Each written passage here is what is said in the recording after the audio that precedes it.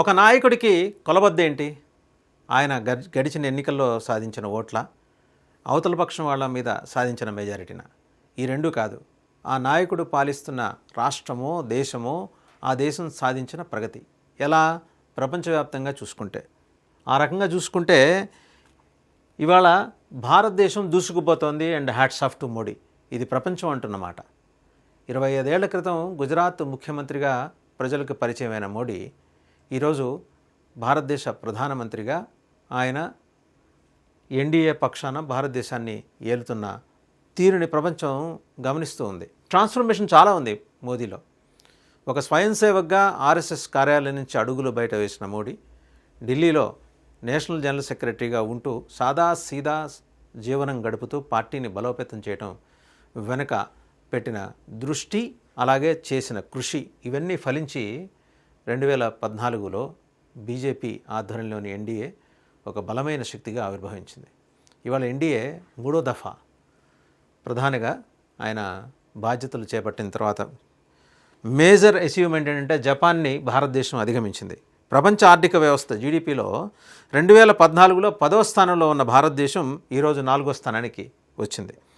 అంటే $4 ట్రిలియన్ ఆర్థిక వ్యవస్థలో భారతదేశం జపాన్ కంటే పెద్దగా నిలిచింది. ఇది ఇక్కడ గమనించదగ్గ విషయం. ప్రపంచం మొత్తం దీని మీద మాట్లాడుతోంది. మొదటి స్థానంలో యుఎస్ఏ ఉంటే 2వ స్థానంలో చైనా, 3వ స్థానంలో జర్మనీ, 4వ స్థానంలో భారత్, 5వ స్థానంలో జపాన్. ఇక్కడ జపాన్ గురించి చెప్పాలి. హిరోషిమా నాగసాకి మీద అణుబాంబు దాడి తర్వాత ఆ దేశం కోలుకొని తనను తాను ఎలా నిర్మించుకొని ముందుకెళ్ళిందో, ప్రపంచ దేశాలన్నిటికీ ఎలా ఆదర్శంగా నిలిచిందో మనం చూసాం. హ్యాట్స్ ఆఫ్ టు జపాన్ శక్తి సామర్థ్యాలన్నీ వాళ్ళ మానవ వనరులే అని నిరూపించి ఈ స్థాయికి ఎదిగింది. అలాంటి జపాన్ని తోసిరాజని ఈరోజు భారత్ 4వ స్థానానికి చేరుకుంది. మనకన్నా పెద్దవి ఇప్పుడు ప్రస్తుతం 3 యుఎస్ఏ, చైనా అండ్ జర్మనీ. మనం 4వ స్థానానికి ఎదిగాం. 5వ స్థానం నుంచి 4వ స్థానానికి వచ్చాం. మన టార్గెట్ 1వ స్థానం, కానీ అది చేరుకోవడానికి మధ్యలో 2 అగడతలు ఉన్నాయి. జర్మనీ ఉంది, చైనా ఉంది. చైనాని ఎప్పుడైతే దాటామో యుఎస్ ప్రస్తుతం ఉన్న స్థానాన్ని అందుకోవడం పెద్ద కష్టం కాదు. But it takes years, decades. కానీ ఈ కృషి అవిరళంగా జరుగుతోందంటానికి నిదర్శనం ఈ నాయకుడు నరేంద్ర మోడీ. సరే, కమ్యూనిస్టులు, లెఫ్టిస్టులు, లేకపోతే ప్రోగ్రెసివ్ వాదుల పేరుతో, అభివృద్ధి వాదుల పేరుతోటి మాట్లాడే కొందరు ప్రజాస్వామిక వాదులు, అంటే ఆ ట్యాగ్ తగిలించుకుంటారు ప్రజాస్వామ్యవాదులు, అభివృద్ధివాదులని. బేసిక్గా ఏంటంటే యాంటీ మోడీ థియరీ, ఏఎంటీ అని ఒకటి ఉందన్నమాట. యాంటీ మోడీ థియరీ, దాన్ని బాగా ప్రాపగేట్ చేస్తుంటారు. సరే, వాళ్ళ లెక్కలో ఇది పెద్దగా పట్టించుకోవాల్సిన విషయం కాదు వాళ్ళకి, కానీ ప్రపంచం పట్టించుకుంటోంది. అండ్ ఇంకోటి, 2014లో 10వ స్థానంలో ఉన్న భారత్ ఈరోజు 4వ స్థానానికి చేరుకోవడానికి మనం గర్వపడటంతో పాటు దాని నుంచి పైకి ఎగబాగటానికి ఏం చేయాలంటే ఫస్ట్ టార్గెట్ పొరుగునున్న దాయాది దేశాలు ఉన్నాయి చూసారా, బంగ్లాదేశ్, పాకిస్తాన్. దేశాలు, వాటిని దేశాలని ఆ 2 భావిస్తాయి. 2 ఉగ్ర క్యాంపులు నడిపించే కొన్ని టెర్రరిజం ప్రమోషన్ సెంటర్స్, అంటే టెర్రరిజం ప్రమోషన్ సెంటర్ టీపీసీ, అంతే, కేవలం 2 ఉన్నాయి ప్రపంచంలో. ఆ 2, ఒకటి పాకిస్తాన్, 2 బంగ్లాదేశ్. ఆ బంగ్లాదేశ్ దరిద్రాన్ని మనమే నెత్తికి తెచ్చిపెట్టుకున్నాం ఆ దేశాన్ని విడగొట్టడం ద్వారా, బంగ్లాదేశ్ లిబరేషన్ కోసం. బట్ బేసిక్గా ఏంటంటే ఉగ్రవాదుల లక్ష్యాలు, వాళ్ళ టార్గెట్స్ ఒక రకంగా ఉంటాయి. వాళ్ళు ప్రపంచవ్యాప్తంగా ఎక్కడున్నా సరే భారత్ మీద దాడి చేయాలి, భారత్ని ధ్వంసం చేయాలి. వాళ్ళ ప్రయత్నాలు చేస్తూ వచ్చారు. 4వసారి పాకిస్తాన్, 5వసారి ఇది. 47 నుంచి చూస్తే 47, 62, 65, 71, 1947, 1962, 1965, 1971. తర్వాత మళ్ళీ ఇది చూసాం, ఏది 1999 కార్గిల్ వార్. ఇప్పుడు 5వసారిగా 2025 పహల్గామ్. ఏ రోజైనా వాళ్ళ తీరు మారిందా? మారలేదు. మారినప్పుడు ఏం చేస్తారు మరి? ఇలాగే ఉగ్రవాదుల్ని దేశంలోకి పంపించేసి రకరకాల మారణకాండలు సృష్టించి రిలీజియస్ సెంటర్గా దీన్ని ప్రపంచానికి చూపించే ప్రయత్నం చేసి వాళ్ళ ఉన్మాదాన్ని ప్రపంచవ్యాప్తంగా వాళ్ళంతా వాళ్ళే పరిచయం చేసుకున్నారు. సో అలాంటి దేశాన్ని తుత్తినియలు చేయాలి ఈరోజు. అంటే ఉగ్రవాదం అనే పేరెత్తితే నాలుక చీరేసే వ్యవస్థల్ని తయారు చేసుకోగలగాలి. మనం చేసుకున్న తర్వాత ఈరోజు జరుగుతున్న డెవలప్మెంట్స్ ఏంటి ఒకసారి మనం మాట్లాడుకోవాలి కదా. ఈరోజు జరుగుతున్న డెవలప్మెంట్స్ ఏంటనేది. సో ఈరోజు మాట్లాడుకుంటే పాకిస్తాన్ ఉగ్రవాదం గురించి మాట్లాడటానికి, దాని మీద ఎలాంటి చర్యలు తీసుకోవాలో చెప్పడానికి అజిత్ దోవల్ గారు, నేషనల్ సెక్యూరిటీ అడ్వైజర్, రష్యా వెళ్ళారు. రష్యాలో 3 రోజులు అంతర్జాతీయంగా ఎన్ఎస్ఏల సమావేశం, నేషనల్ సెక్యూరిటీ అడ్వైజర్ సమావేశం జరుగుతుంది.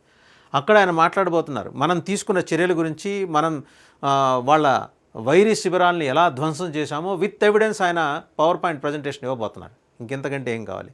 ఇచ్చిన తర్వాత రక్షణ పరంగా వ్యూహాత్మక సమాచారాన్ని ఆయన వ్యూహాత్మక వ్యవస్థల్ని, రక్షణ పరంగా వ్యూహాత్మక సహకార వ్యవస్థల్ని ఎలా తయారు చేసుకోవాలి అనే దానికి సంబంధించి ఆయన పుతిన్తో కూడా సమావేశం కాబోతున్నారు. అజిత్ దోవల్ గారు డైరెక్షన్ పెద్ద ఆయన, భారతదేశ ప్రధానమంత్రి.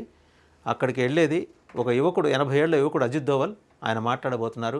ఆల్రెడీ మనకి బ్రహ్మోస్ సహకారం ఉంది వాళ్ళ నుంచి, పాశుపత సహకారం కూడా. ఇండికార్ట్ అనే ఒక నదీ తీరంలో మొదలైన ఒక నాగరికత ఆధారంగా మహాదేవుడు అక్కడ సాధన చేసుకున్నారు, తపస్సు చేసుకున్నారు, ధ్యానం చేసుకున్నారు. ఆయన ధ్యానం చేసుకున్నప్పుడు అక్కడ ముచ్చటపడి తయారు చేసుకున్న పాశుపతాస్త్రాన్ని బేస్ చేసుకొని మన ఇద్దరం కలిసి, రష్యా భారత్ కలిసి ఒక పాశుపతాన్ని తయారు చేసుకోబోతున్నాం.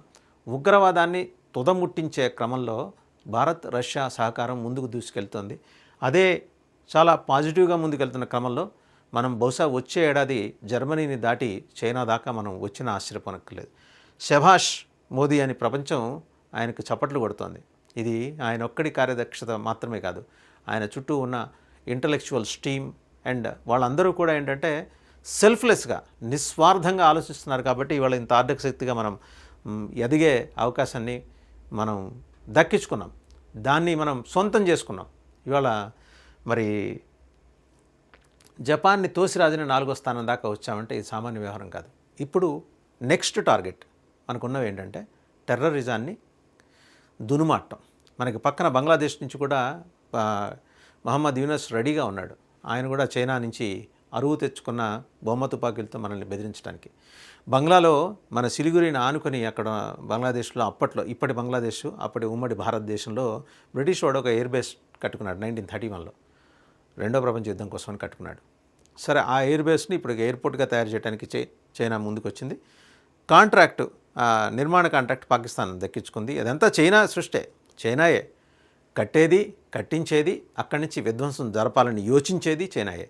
దాంట్లో మసూద్ అజహర్, అలాగే హఫీజ్ సయ్యద్ ఇలాంటి ఉగ్రవాద క్యాంపులు నడిపే దాంట్లో నిష్ణాతులైన ఇంటర్నేషనల్లీ డిజిగ్నేటెడ్ టెర్రరిస్టులని, వీలైతే హెడ్లీ కూడా ప్రస్తుతం వీళ్ళు చైనా ఆశ్రయంలోనే ఉన్నట్ట, డేవిడ్ హెడ్లీ, వాడిని కూడా తీసుకొచ్చి ఇక్కడ కూర్చోబెట్టి ఉగ్రవాద క్యాంపులు నిర్వహించండి. సో ఇప్పుడు ఈయన సలహా మేరకు, ఈయన సూచన మేరకు వాస్తవంగా ఈయన వెళ్లాల్సింది రష్యా డే కోసం. అయితే అనివార్య కారణాల వల్ల వెళ్ళలేదు, రక్షణ మంత్రి కూడా వెళ్ళలేదు. సరే, ఎనీహో ఎన్ఎస్ఎస్ మీటింగ్ ఉంది కాబట్టి అజిత్ దోవల్ వెళ్తున్నారు రష్యాలో. ఇవన్నీ మాట్లాడతారు. ఉగ్రవాద క్యాంపుల్ని చుట్టుముట్టి, భారతదేశం చుట్టుముట్టి ఉన్న ఉగ్రవాద క్యాంపుల్ని నిర్మూలించడంలో రష్యా సహకారాన్ని కోరుతున్నారు. అదే సమయంలో రష్యాకి కావాల్సిన వ్యూహాత్మక సహకారాన్ని కూడా భారతదేశం అందిస్తోంది. ఇవన్నీ అయితే ఈ సంవత్సరంలో డిసెంబర్ లోపల మనం చూడగలిగితే వచ్చే ఏడాది మనం జర్మనీని దాటి 3వ స్థానంలోకి వస్తాం. జర్మనీ కిందకు వస్తుంది, మనం 3వ స్థానంలోకి వస్తాం. హ్యాష్ ఆఫ్ మోడీ, 25 ఏళ్ల మీ రాజకీయలో అంటే పదవుల పరంగా రాజకీయం మీరు 25 ఏళ్ళుగా చూస్తున్నారు. సీఎంగా, పీఎంగా, గుజరాత్ ముఖ్యమంత్రిగా 12 సంవత్సరాలు, ప్రధానమంత్రిగా 13 ఏళ్ళు, వచ్చేడాది పూర్తి చేసుకునే రజతోత్సవ వేడుకలకు సిద్ధమవుతున్న వేళ మీరు భారతదేశాన్ని జీడిపిని మరి $4 ట్రిలియన్ దిశగా మీరు ముందుకు తీసుకెళ్తున్న క్రమాన్ని దేశం చూసి హర్షిస్తోంది, గర్విస్తోంది. ఇదే పంథా తోటి మీరు ముందుకు సాగాలి.